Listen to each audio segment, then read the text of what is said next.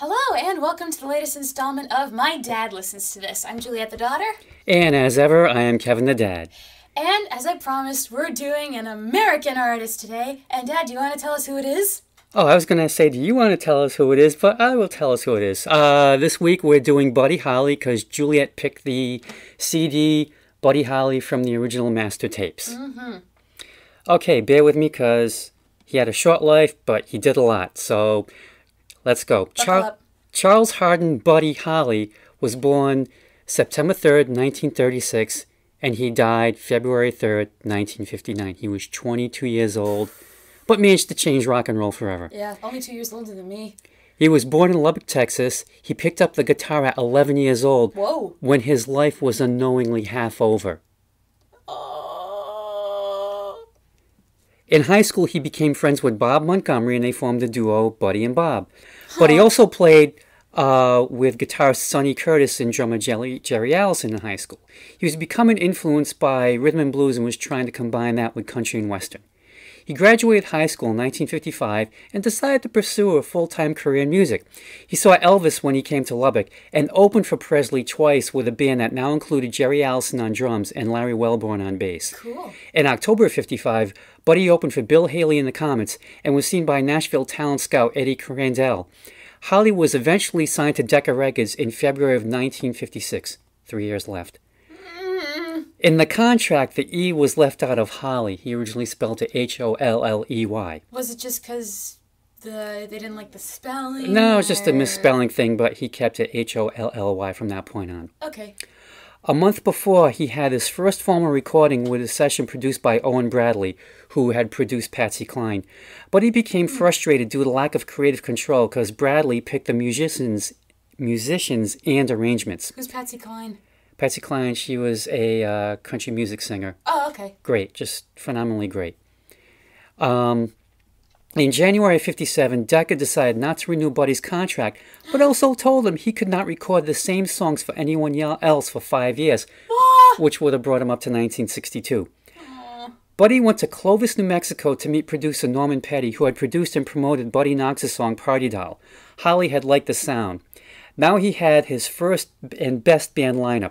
Nicky Sullivan on rhythm guitar, Joe Malden on bass, Jerry Allison on drums, and Holly himself on vocals and lead guitar, thus inventing the classic rock and roll band lineup. Oh yeah, you have the guitar, the bass, the drums, and was rhythm guitar in there too? Yep. Okay. Since he was still under contract with Decca, he could not record under his own name. Allison came up with the name Crickets as a nod to the bird group craze that was going on at the time. They came this close to naming themselves... No! The Beatles. Oh my god! But with two E's. Oh, okay. For the bug, but still. Yeah. I was like, no, he better not say what I think he's gonna say. Oh, yeah. Wow! Oh, yeah. They recorded the demo of That'll Be the Day, and Petty sent it to Brunswick Records in New York. They signed the Crickets and gave Buddy artistic control and also financial responsibility for future recordings. Cool. Turned out that Brunswick was a subsidiary of Decca Records. So Holly was under two different contracts with the same company. But now his solo work could be released under another Decca subsidiary, Coral. Got that? So they basically owned his soul. Sort of, I guess, sort of. Well, in one, he had artistic control, and the other, he did not. Anyway, songs with the background vocals were credited to Buddy Holly and the Crickets, and songs without them were credited to just Buddy Holly. Got that? Good. Okay. In May of '57, Brunswick released the demo of That'll Be the Day as it was. It made it to the top of the bestsellers in stores chart, which was a precursor to the top 40 chart. Okay. Coral, on the other hand, released Peggy Sue in September, where it went to number 3, just credited to Buddy Holly. Got that? Yeah. Okay. In November of '57, the Chirping Crickets was released as a full album. The Chirping Crickets? And as their only album, because that's what crickets do. Well, yeah. In January '58, a solo album, imaginarily titled Buddy Holly, was released, even though the Crickets play on it. Now we have 1 year left. No! Okay. At that point, Nicky Sullivan had left and Tommy Alsop had replaced him. Holly was so impressed with Alsop that he gave up playing lead guitar. Wow. During a visit to Pear South Music Publishing in New York, Holly met receptionist Maria Elena Santiago. He asked her out and proposed to her on their first date. Aww. They married in August of '58, 6 months left. In the fall, Holly left the Crickets and Norm Petty. He wanted to try new sounds. Then it was discovered he really had no money because Petty was keeping the royalties all for himself. And then at that point, things got tied up in court. Buddy needed money because Maria was pregnant. He was going to have a family. So he had to go on tour. And yep. No, not the plane. The Winter Dance Party. Holly's band at that time was now himself, Waylon Jennings on bass, Alsop on guitar, and Carl Bunch on drums. The tour started on January 23, 1959 in Milwaukee, Wisconsin. The tour was a logistical nightmare because it hadn't been planned out really well to go from like point A to point B. It was like, hey, let's go from point A to point Q to point C to point F. Oh, like the Beatles tours of North America, too. Yeah. And their unheated tour buses broke down twice in the freezing weather. Ooh, God. On February 2nd, Buddy hired a plane to take him, Jennings, and Alsop from Clear Lake, Iowa to Mason City, Iowa to have time to rest and to do their laundry. However... laundry's not that important to die! However, Alsop lost his seat to Richie Valens in a coin toss. You're kidding me! And Richie said, wow, this is the first time I've ever won something. Waylon Jennings gave up his seat to J.P. Richardson, the Big Bopper, because Richardson had the flu and did not want to be on a cold bus. Oh, my God. Buddy told Jennings, I hope your bus freezes. And Jennings replied, I hope your plane crashes. Yeah, you said he and messed guess, up for life. And guess what? The plane crashed. Pilot Roger Peterson was certified to fly instruments only in bad weather. That was it. What's that mean? I guess he wasn't certified to like fly without instruments to like Hold it.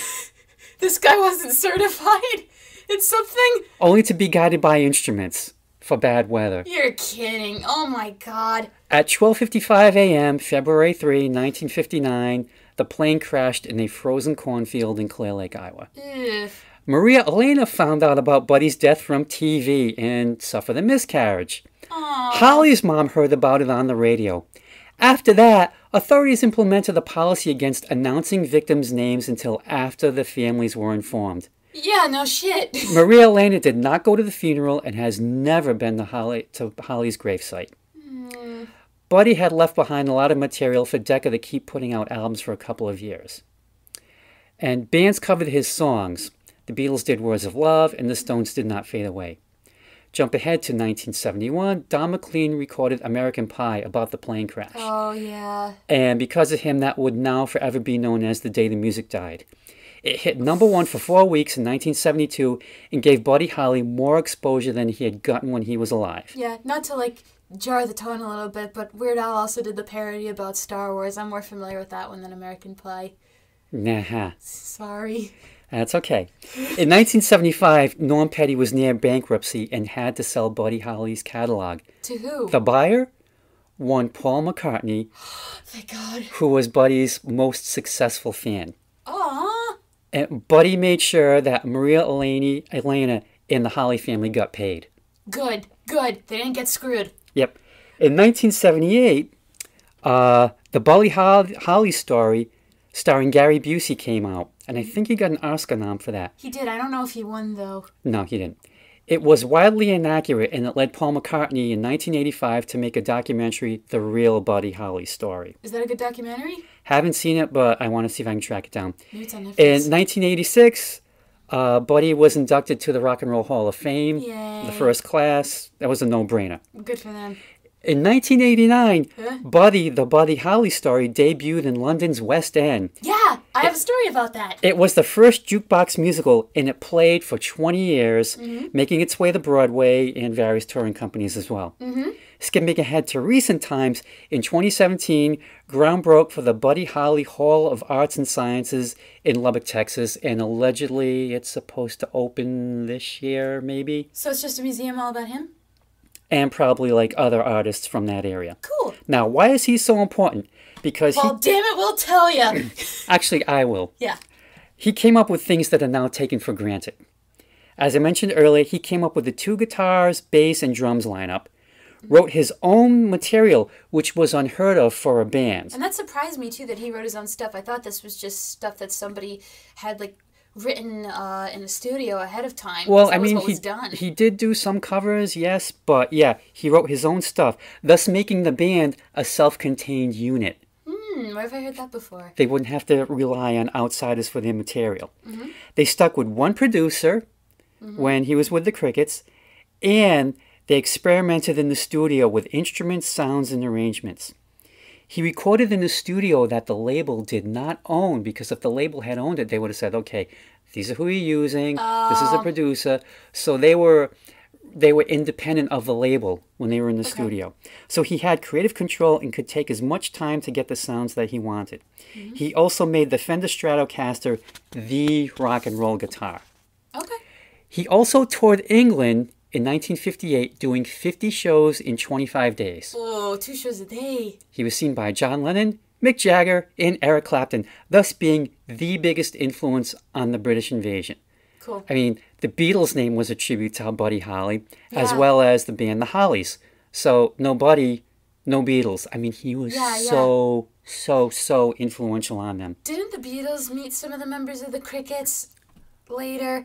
Because I remember, like, a few years ago when it was the Beatles' 50th anniversary of them coming to America, they said they were inspired to take the name The Beatles because of Buddy Holly and the Crickets. And the reason they did it was because they weren't thinking of the insect. They were like, oh, it means 2 things. It means the bug and it means the sport. So we'll call ourselves the Beatles because of the bug, but also because our music's got the beat. And then they met the Crickets and told them, hey, this is why we named ourselves the Beatles. And they were like, what the hell are you talking about? We didn't know cricket was a sport.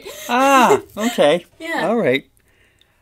It's possible that they might have met a couple of band members that I'm not sure about, but I think it's a good possibility, especially with Paul buying the catalog. Super fan, yeah. Okay, now for the album itself, called From the Original Master Tapes. 20 songs in 45 minutes. This came out short. Yep, this came out in 1985, and I picked it up because at the time it was listed as one of the best sounding CDs ever, thanks to Steve Hoffman's remastering job. I mean, when I first got it, I listened to it on headphones, and it was just unbelievable. Now, was that the first time you'd ever heard about Buddy Holly? I was kind of aware of who he was, but I thought, okay, got to get into the guy. That's what she said. And we've been watching too much of The Office, people. Sorry. And just reading the review of this, I thought, okay, this is the collection to get. And, obviously other compilations have been released then, but I've always stuck with this one. But of course, this did not stop me from ordering the Buddy Holly collection from the library today. It's got 50 songs on it. I figured, okay, I'm really gonna get into the... That's what she said. I was going to say, really get into the music. Sorry, we're terrible. So if I like it, then maybe I'll end up buying that, because...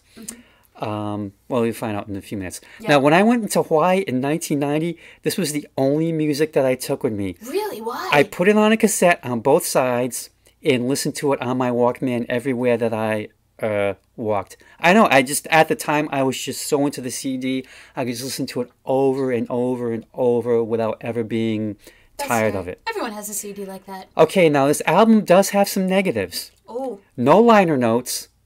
Yeah, I kind of don't like that. Crummy artwork. I mean, what's the deal with this sweater? It looks like he's... Did they tint it? I don't know. It looks like someone maybe drew it on it. It almost looks like he's got like I hate to say it, but some like massive tumor in his chest. He's got that big bulk. Oh, what's with the zipper? On the side, it seems kind of almost like an 80s type of thing. I don't know. I like the color of this sweater. And like the pants. Looks like a skirt. Yeah. It just... I don't know. I like the graphics that they did for the words, though. Yeah, and the back that is nice too. And the other thing I find a negative, sort of, is it's not in chronological order. What order did they put it in? Random. Okay. If there had been, Rock Around with Ali V would have been one of the first songs, and It Doesn't Matter Anymore would have been the last song. But I love this CD. Love it, love it, love it. I mean, 1985, I've been listening to this CD for almost 35 years. Yeah.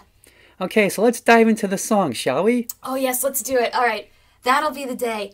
I remember being obsessed with this song as a kid, but I also think I found it rather sad because I didn't want the Buddy and the Holly in the song to die or be sad. I think what makes Buddy Holly so iconic is the way he's able to manipulate his singing voice. I'm still not over the way he sings Turtle Dove with that little hiccup. Yep. And when he goes low for I'll Be Blue. I also like how the drums and instruments cut out briefly on That'll Be the Day and come back in with the When I Die.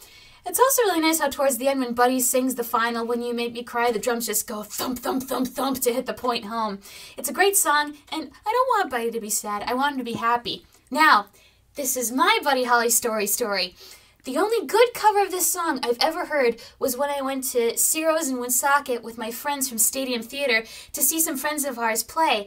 And the guy who sang this song, Adam, had played Buddy Holly in Stadium's production of the Buddy Holly story. And he is able to capture Buddy's twang. It's not exact, don't get me wrong, but he captures the spirit of the guy with his voice. And I'm sitting there thinking, yep, this is a good cover. And it's probably the only good cover I'll ever hear in my life. I would have gone to see that. I didn't know they had it at the stadium. It was years ago. Their first really big show was Les Mis in I think 2014, and the Buddy Holly story I think was only their second show, so it was years ago.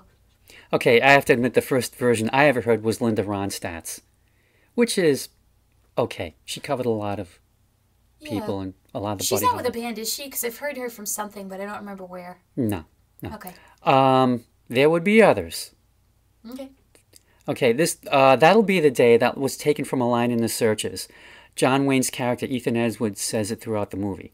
And yeah, Buddy's voice hits the highs and lows, and he's definitely got the hiccup going on, which is kind of, I guess, his personal trademark. Yeah, it always kind of takes me aback, but I still find myself liking it. And I love that great opening guitar lick. Oh. And it's just great playing all around. And I look at it as he's got this cocky attitude, you leave me, that'll be the day. Yeah, nah. All right. Oh boy. Just a general observation here, all these songs are pretty short, but they do exactly their job. They have fun. Now, I'm sorry, but when the backup singers were singing Oh Boy, they sounded exactly like Mickey Mouse. Okay. That's all I could hear. Oh boy. Buddy is very confident in this song, and he's confident in a lot of these songs, but he doesn't become cocky, and you feel happy for him. This song is also very 1950s rockabilly with the instruments and harmonies of the backup singers. It's not quite as timeless as That'll Be the Day, but it's still fun and a good song to dance to, although a person would probably be very tired given that for 2 minutes the song is very fast-paced. Oh yeah, I think the drums set the pace for this song, especially Buddy's excitement that he's gonna get some. But he's so excited that he really needs to calm down before things are over, before they've started. I mean, you listen to that scream before the guitar break. I forget, I'm blanking right now. Oh my God. Go back and yeah, it'll be obvious. And just, I know you're saying, it sounds like just like a standard rockabilly, but it's really not. I mean, just his guitar playing is just phenomenal, especially the guitar solo. I mean, it might be tough to appreciate now, but at the time, he was just years ahead of everyone else. He and the whole band, they were just so far ahead of everyone else. Well, yeah, like you said, they set the standard for everybody else. Oh, yeah. Yeah. Yep. Not Fade Away. This song sounds very different from the previous two in that this song is stripped down and it sounds very bare bones with how there's very few instruments and you just hone in on that voice. I don't know why, but it reminded me of Rattled by the Traveling Wilburys. And I can't put my finger on why. Maybe there was just some notes that sounded similar. Not too much to say about this one, other than I like how Buddy's voice does those little vocal slides on the words away and feel. Yeah. It's one of those effects where you feel like you're going down in a slide with him. My question was this song written before they were famous and on a budget, or were the Crickets trying something new? Is this one of the earlier songs where if they put this in chronological order would have been, oh, okay. No. See, the thing about this is it's his Bo Diddley song. You listen to that beat. Oh. That's all. That's Bo Diddley. That's okay. all Bo Diddley's song. So that's kind of like his version of Bo Diddley's song. I mean, you just go back and listen to the beat. The Stones did a highly charged version of this song, and it's completely different. But as Again, another great guitar solo. I'm going to be saying that a lot because the guy could just play. And yeah, I think on one hand, you know, it's definitely understated. But, you know, he kicks in with the solo and it's just like it's on another level. But, you know, like the wop wops in the background, great vocal harmonizing in the background, just an all-around great song. Now, how does the Stones version hold up? Pretty well, I think. I mean, it's different. They could have done the Bo Diddley thing, but they really don't. I've got it. You should listen to it. Okay. Tell me how. In this song, the key changes are really noticeable, and I can't put my finger on why it's so noticeable. Once again, Buddy adds a nice vocal touch as he's able to sing a chuckle in this song. Like, he's able to do it without taking that short pause to take a breath. He just sings right through it, and I don't know, it's cute. All the messages of Buddy's songs are simple, but I feel like this one is relatable because sometimes you don't know what your partner wants, and you just have to come out with it and ask, what do you want? Also, this album poses an interesting question for me. Is Buddy singing to one woman throughout the album, or is each song for a different woman? And the guitar solo is also nice, but does get buried with all the other instruments. I think it has great drumming by Jerry Allison, who has to be one of the most underrated rock and roll drummers ever. I mean, you listen to the hi-hat work that he's doing, like during the breaks, I mean, no one else was doing that in those days. I mean, the guy was years ahead of his time. As for who he was singing it to, I mean, you gotta figure, you know, I'm sure there's an audience out there, but I know he had one serious girlfriend before he met Maria Elena, and it could have been directed to her. She ended up breaking up with him. Now, Maria Elena, she probably died like... She's still alive, as far as I know. How old is she? I believe if she's still alive this year, she should be 83. And how old would Buddy be? I think he would have been 82 or 83. God damn it. I think. What do you think he would have... Well, Buddy would have been 83. I think Maria Elena might have been maybe a year or two older. Okay. I'm not 100% sure. Okay. But as far as I know, she is still alive. Now, I'm going to ask you this. And I hate... And not to sidetrack, but she's kind of looked upon as the Spanish Yoko Ono. That's which mean. She does. Yeah, I think it kind of is because she is more concerned about protecting his legacy because she saw how he was getting screwed over. Yeah. And I think she just wanted to make sure that nothing bad happens to his legacy or his music. Yeah. She's very protective of it. Like there have been people say, hey, we want to put his face on beer cans. We want to do this. Nope. Yeah. Does not want to do it. I mean, Yoko's protective of John's legacy too, but I feel like she's more chaotic with how she tries to protect his legacy. Like, I remember after John died, there was supposed to be this concert tribute at the Royal Albert Hall, and Cynthia and Julian wanted to plan it, and they're like, you know who we have to get to okay this, right? Yeah. And she shot it down. One question I want to ask, though, now that we brought up Buddy Holly's age, if he hadn't... No one can answer this, but if he hadn't died... Do you think his career would have been as memorable, or he would have, like, faded away and become, like, the aging rock and roll star? I have absolutely no idea. Yeah, I don't think anybody would know. No one will ever know, but towards the end, he was definitely branching off in new directions, and I know there were, like, so many different musical styles that he wanted to try. But I just have no idea. I don't know. I don't think anyone will. Maybe Baby. Now I have a fun fact, but I don't know if you're going to like it. The first time I remember hearing this song, not the first time I heard it, but the first time I remember hearing this song was a video I accidentally discovered on YouTube during my David Bowie craze. I heard this song as part of a medley done by David Bowie and Cher on The Cher Show. It was part... Dad looks horrified. It was part of their Young Americans medley, and you would think that that duo would not work, but it does, and they sound great. The video, again, is on YouTube, and it's very much a product of the 70s, albeit a fun one.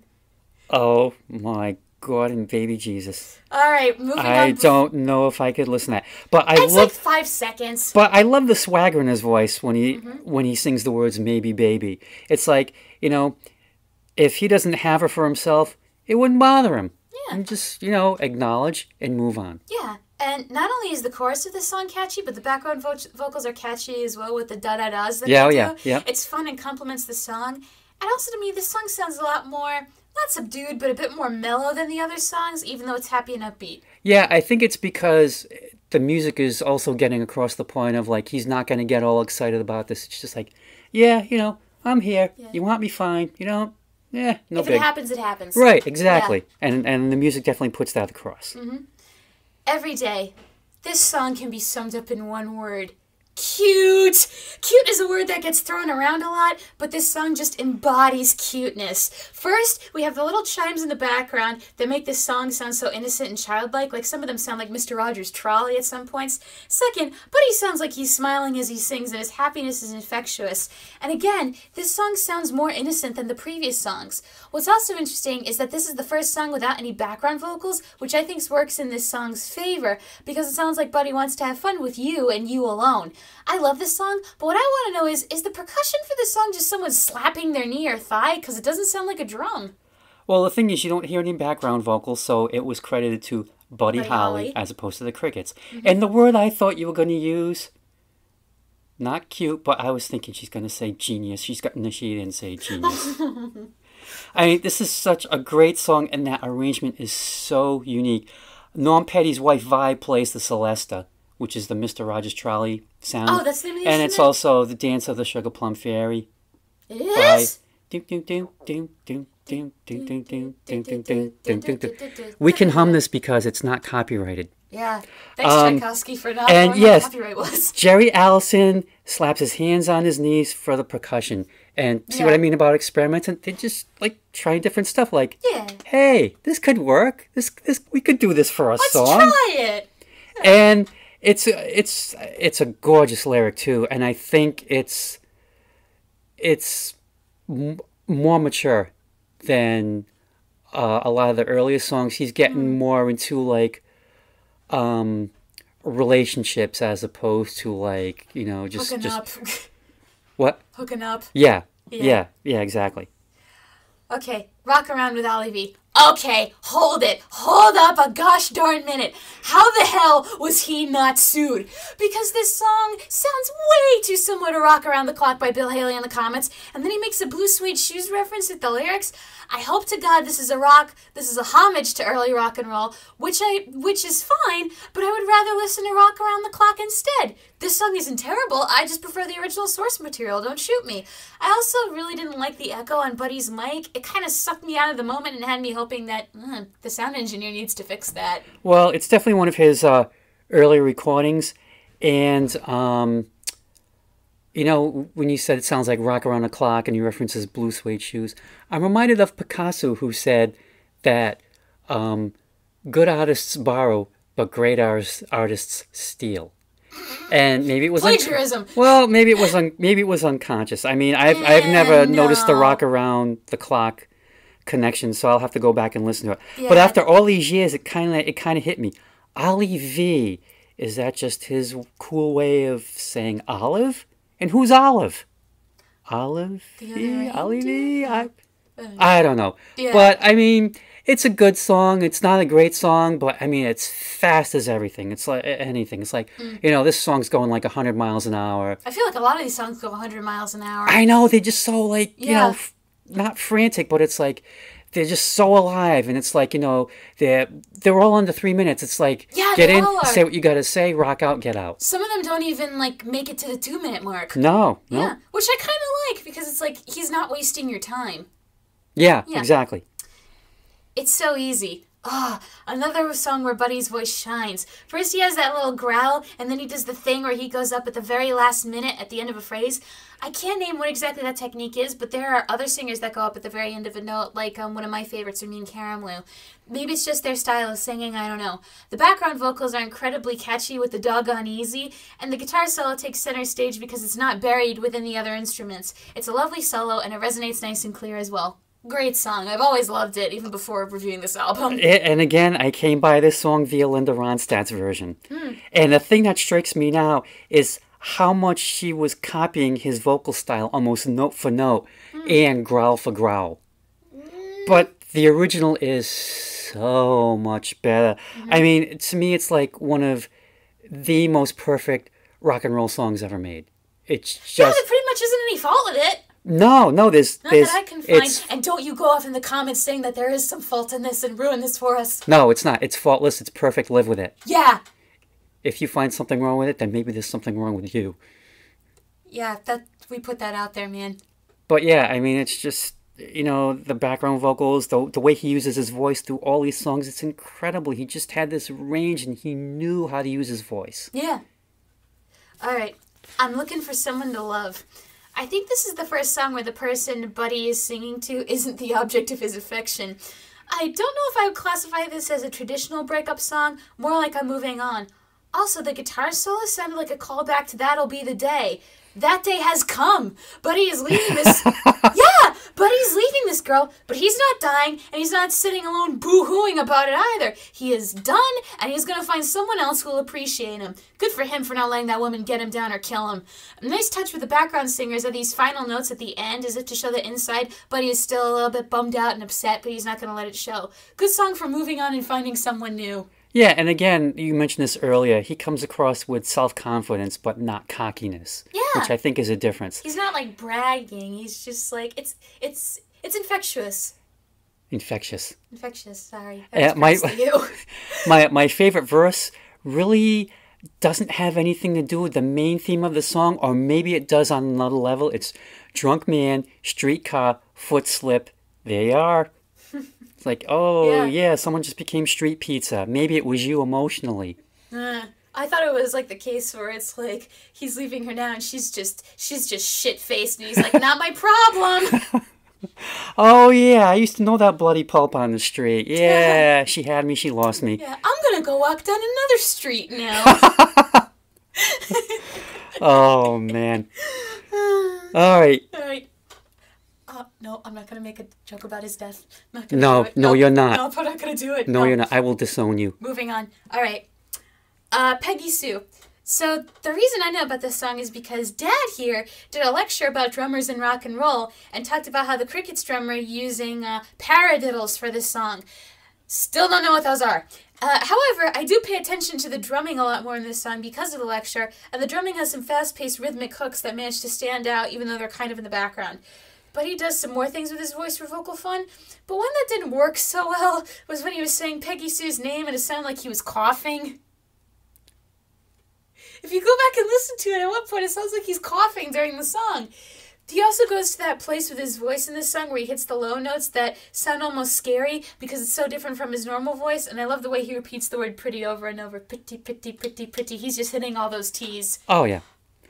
This song was actually written by Jerry Allison and Norm Petty. Okay. And after Buddy died, Allison insisted that Buddy get a songwriting credit. Peggy Sue was the name of Allison's then girlfriend at the time, who later became his wife. Oh, that's nice. And again, yeah, the drumming is phenomenal. Yes, Allison is playing paradiddles on his drums throughout the whole thing. Now, what are paradiddles? It's kind of like a drumming exercise where you're alternating your hands right, left, right, left, and you can do like different accents on what are kind of like, they're almost like slow drum rolls, I guess. It's just a good hand exercise, but his playing is phenomenal. And if you notice, like sometimes the drums are like right in your face, other times they're in the background. Yeah. Because at the time Jerry Allison was drumming, Norm Petty is bringing them to the front and fading them out in real time. Wow. Again, it's more experimentation. And I think this song is it's just a sonic achievement. It is just... See, they would never do that now. Again, it's just genius all around. I mean, with everything, the playing, the vocal, just everything. I know I keep saying that, but it's just... This stuff is just sometimes, for me, beyond description. It's like you have to hear it, and you have to be able... The biggest thing is you have to be able to appreciate what they were doing... Oh my God, 60 years ago. I mean, listen to... 60 now? Well, 1958, 2018. Yeah, 60 years. Yeah, 60 years ago. Shit. You listen to it now, it's like, okay, this is okay stuff, but to be able to go back in that time and try to be able to put it in context with what everyone else was doing around the time, it's they were just light years ahead of their time. Everyone else was just trying to catch up, or everyone else was realizing, I don't think we could do that. Or maybe they tried to do it and failed. That could be. I'm Gonna Love You Too. So what I don't get in this song is, did Buddy's girl cheat on him? Or is she currently seeing someone else but secretly in love with Buddy?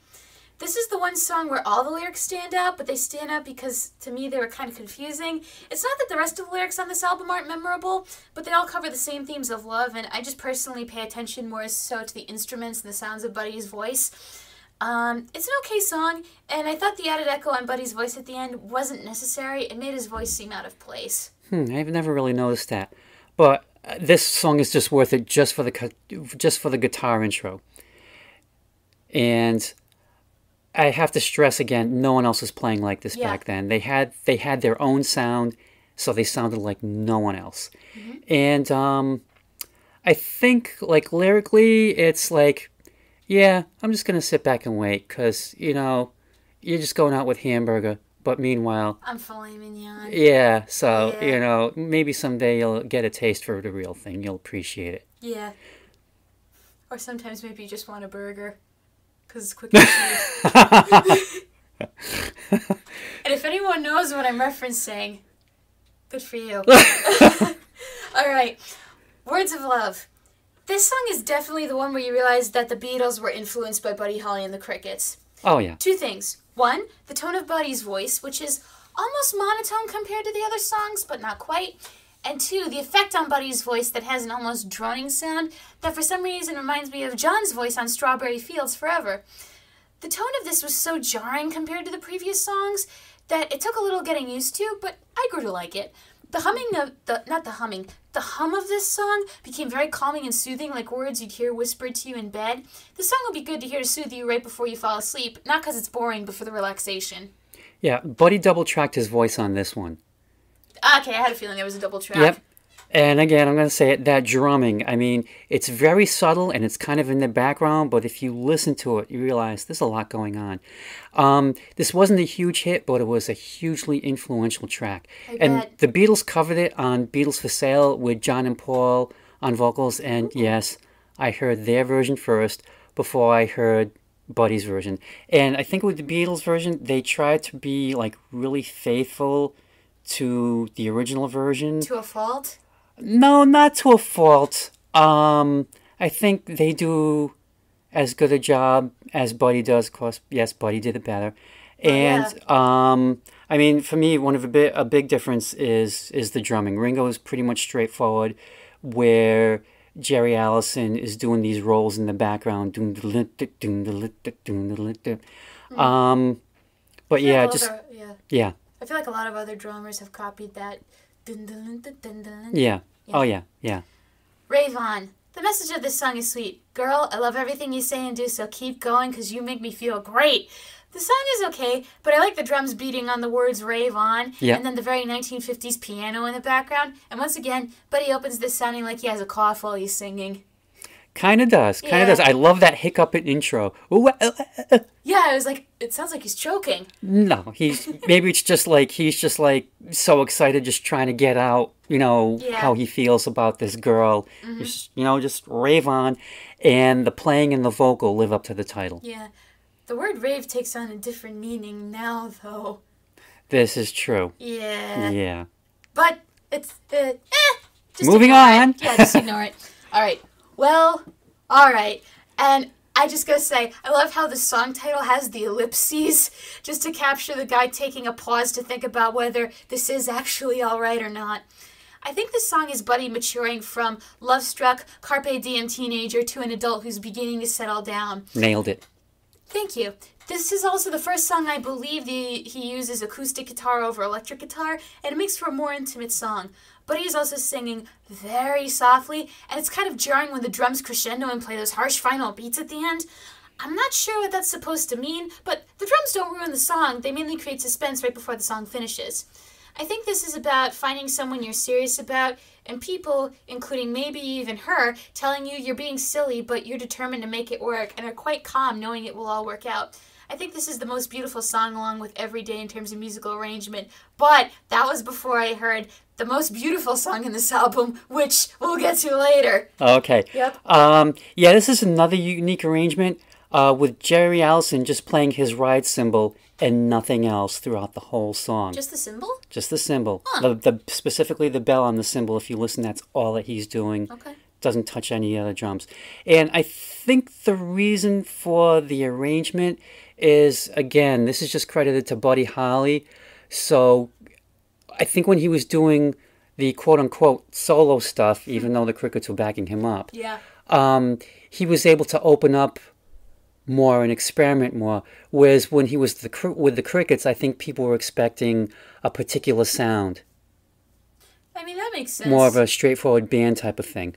And yeah, there's definitely maturity in the lyrics. I kind of looked at it as kind of like an Us Against the World lyric, but it's more mature than that, and I wish I could find the right words for how it makes me feel, but I just can't. But I guess it's the way that he comes across. It's like not as defiant, not like, no, screw the world, baby, it's just you and me. But it's kind of like, no matter what happens, as long as the two of us are together, we're going to be all right. Things will work out no matter what. Yeah. I mean, he's definitely going for more of a commitment, more of a relationship type of thing. Yeah, this is not a fair weather boyfriend. Exactly. Yeah. Listen to me. The opening of this song sounded almost like the clip-clopping of horses' hooves in a cowboy movie. I think it's because the instruments had that honky-tonk sort of vibe at the beginning. Initially, I wasn't impressed with this song, but Buddy had me when he did those harmonies on Listen to Me in 3 parts, and then again with the 2-part harmony where he's singing with himself. The only disarming part of the song was where Buddy got up nice and close to the microphone and started talking, saying, Listen to me. At that point, I didn't want to listen. But it does get your attention. Yes, it does. But his voice sounded a little too close, almost as if he was right in my face. Especially when listening to this song on headphones, the sound is dead center, so it's coming right at you. Oh, yeah, because they were recording in mono. Yeah, not one of the best, but the vocals are cool. Mm-hmm. Again, I think it's, mature in song lyrics, and again, as the arrangement. And, it just hit me right this second when you mentioned the clip-clop. That's the percussion through the whole song. This isn't the one with the cowbell in it, right? I'm not sure. Okay. I'd have to go back and listen to it. And again, this is one where it was just credited to him and not the Crickets. And yeah, that in your face of listen to me, I've always kind of thought, okay, you're just getting a little too close. Yeah.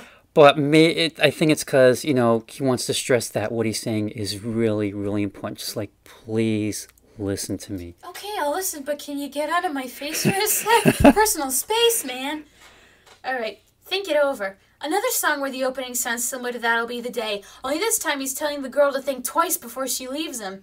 I had to Google the lyrics for this one to understand he was saying, a lonely heart grows cold and old. Is he referring to his heart or her heart? I think it probably might be hers, because I think he wants to know if she's interested in him or not. And it's like, if you're not, tell me now so I'm not wasting my time here, but realize this. Yeah, I think that lyric is the most short and to the point on an album that's pretty positive and lovey-dovey. Even That'll Be the Day had happy-sounding instruments because Buddy probably thought that day would never come. Another okay song, but not terrible. The best part is easily the piano solo just hammering away on those keys. Oh, yeah. Yep. And for me, that's kind of a surprise because, hey, now we've got a piano in here, which didn't really happen before. But again, he's expanding his musical palette. Wham, wham, wham. It's like when you're a kid sitting at the piano and you don't know how to play it, but you're just like pounding on it. And look, I made a song. Oh, that's nice, Ringo. Let's stick it on the fridge with the others. I'm always going to reference that when I can. Heartbeat.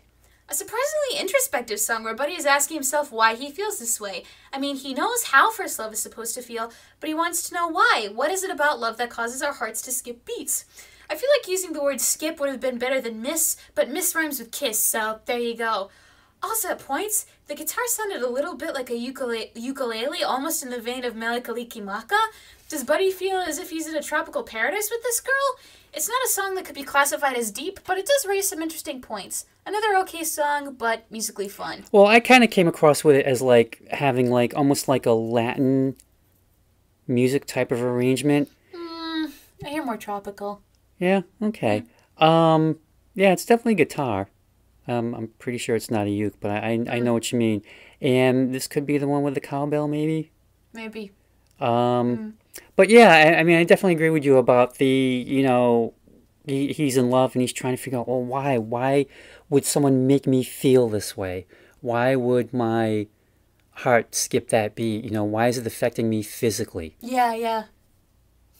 Nobody knows. It's just, you know, you got to keep the human race going on somehow. Yeah.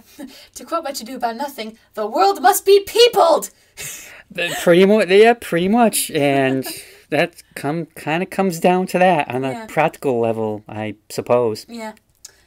Reminiscing. Okay, so, while Buddy is saying he's sad and bummed out over this girl cheating on him, I don't buy it. I know he's moving on, but it feels like he's toying with this girl and embarrassing her. Hey, remember how awesome I was and how you cheated on me? Well, even though I'm sad, I'm going to find someone else and you're never getting me back. Ha ha, you're a loss. He enjoys Well, you can't blame him. I mean, Yeah. he got cheated on, so, you know, he's just trying to make the best of it. Yeah, he enjoys taunting this girl. Also, we have a new instrument, the saxophone. I know the saxophone is used in blues to convey sadness, passion, or longing, but in this I think it contrasts the happy tone. Maybe it's supposed to address the sadness that Buddy still feels even though he's trying to move on. But it's a good song, and maybe I'll play this if a guy ever cheats on me to grind his gears and go, yeah, yeah. Sorry, that's my bad Nelson laugh. He can do it better. This song was written by King Curtis, and he also plays the sax on it, too. He was definitely known for his saxophone playing. Was he just a studio musician? No, he had his own career in his own right on Atlantic Records. Mm-hmm. Yeah, he was definitely a famous, in-demand saxophonist. Yeah, and the thing for me, like, when I first heard the sax, I found it disconcerting, but again, you know, Buddy was going for new sounds, and it's like, the more I hear this song, the more it makes sense. It's almost like the sax is kind of like, almost like a nya type of sound, if that makes sense. It's kind of like the way it's coming across, it's like almost kind of like happy, I guess. Yeah, it's weird. Yeah, it's kind of like the sax is saying, yeah, I'm really gonna be all right. Yeah. Yeah. Even though I'm sad, I'm gonna be okay. Yeah, well, like you said, you sold my heart to the junk man, but baby, you're a loss. Mm-hmm. It doesn't matter anymore. I was not expecting those strings. I also wasn't expecting to almost cry either. I don't know if I can download this song. It's beautiful, but I don't want to cry. I'm not sure if the strings are supposed to sound strictly like classical music or if they're supposed to have almost a bluegrass vibe, because at times I think they convey both. The harp definitely sounds like the pitter-patter of teardrops. I think the reason this song gets me emotional is because it shows Buddy's voice is able to transfer from rockabilly to ballads effortlessly. Granted, he does suck you out of the moment a few times with the whoops-a-daisy because he can't resist being Buddy, I guess. I also think I could hear a young Roy Orbison singing this song because of the strings, the subject matter, and how Buddy sings it. Beautiful and emotional. Well, the song was written by Paul Anka, who donated his royalties to Maria Elena after Buddy died, because he said that it was the least he could do. So yeah, it's Buddy with, I don't know if it's a full orchestra, but yeah, it's totally different, and it's the direction he was moving towards, just trying, I guess, more mature pop sounds. Oh, shoot. I was going to say something. I cannot remember what it was. Oh, crud. Yeah, I mean, I think, like, his singing in the song, it's like, yeah, we had this thing, but, you know, it just doesn't matter anymore. You know, whoopsie-daisy, you drove me crazy. It's fizzled out. Yeah, but, again, he's gonna be all right. And yeah, that keeps coming up in some of these songs, but I think it shows a maturity that, okay, this isn't the end of the world. It's not like I'm gonna drive off a cliff, or I hate you and I hate the whole world and I'm never gonna fall in love again. Screw you, baby. It's like, okay, we broke up. I learned something from this relationship that I can, probably apply to the next relationship, that kind of thing. To me, the orchestral arrangement almost sounds Christmassy, like a sleigh ride type of thing, like the do do do do do do. I don't know why, but it just gives me that holiday type of vibe. A Buddy Holly Christmas album would have been interesting. But we'll never know. No. No, we won't. There's a lot of things we'll never know. No. Like, what's the meaning of life? No, I mean Buddy Holly-wise. No, I know, but there's still a lot we won't know. All right, True Love Ways. Now, the first words out of my mouth hearing those opening notes were, oh, shit, because I knew I was a goner and the tears started welling up again. This song is sophisticated and it's so romantic. Romantic is another word that gets thrown around a lot, but this song is the epitome of romantic. And again, Buddy is more than capable of singing this ballad, but he doesn't use any of his vocal quirks this time. No whoops-a-daisy at all. This has it all. The saxophone, the strings, the voice, and everyone who's been in love can relate to this song. It's also a great slow dance song for weddings, which it makes you wonder why you and Mom didn't pick this song considering to dance with at your wedding, because she loves this song as well. She says it's her favorite Buddy Holly song. I also got emotional because they have the voice at the beginning saying we're rolling, and you hear Buddy talk, and you realize that this album is definitely over, and I didn't want it to be. It's also kind of a peek behind the curtain because, again, Buddy's life was so short, you don't really get to know much about him as a person because his legacy as a musician and rock pioneer has been immortalized. It's like he's trapped in time. So this as a close... This is as close to knowing the man as we're going to get. Beautiful ballad. And it reminds me of one of my favorite Buddy Holly quotations. Music is the language of the angels. Uh-huh. Yeah. Your mom and I closed out our wedding reception with this song. Oh, okay, close enough. This is the very last song that we danced to. Like, everyone gets in the circle and they're about to send us off. And there's a lot of love in the room. Aww. Yeah. Dad's getting sappy. I know. I'll get over it. Buddy wrote this as a wedding gift for Maria Elena. Oh, Yep. that's so sweet. None of the Crickets are on it, and this song was part of his last recording session, which also included It Doesn't Matter Anymore and Raining in My Heart. And it's a very adult lyric, and yeah, he doesn't do any of his little vocal acrobatics because I think that he wrote it for his wife, and he just comes across very... very sincere and very real. I'm starting to cry now. And it's a very adult lyric in that, like, it's not going to be puppies and rainbows all the time. It's like sometimes we'll sigh, sometimes we'll cry, but you and I will know why. And yeah, it's one of his last songs, and maybe that's why they used it to close out this compilation. And, all I can say is, if you don't have any of Buddy Holly's music, you need to run out and buy any disc or collection that you can get your hands on, or you can stream it, or whatever it is you kids do these days to get your music. Stream it. You need this music. Yeah. Are you gonna be okay? Do Yeah. you need a second here? No, I'm good. I'll do it. So, do I gather that this is your favorite Buddy Holly song? Because you said there was like one that was even more so than... I mean, I think I would. I think this is a song where I wouldn't play it all the time. I'd save it for something special. I just want to come out and say, if you want to play it at your wedding reception, I have no problem with that. I mean, I might. I have to agree with the guy I'm going to marry, but... Yeah. And if he doesn't, then there's a problem with him and you need to run away as fast as you can. Well, I remember before we decided that you and I would be dancing to I'm Happy Just to Dance With You, that for a second I thought That'll Be the Day would be a good song. Because it's like, father protective of daughter, don't want her to leave the house and run off. Oh, no, you can leave. It's okay. Yeah, my parents' attitudes about me leaving home are very different. Well, no, I mean, we could save on expenses. Yeah.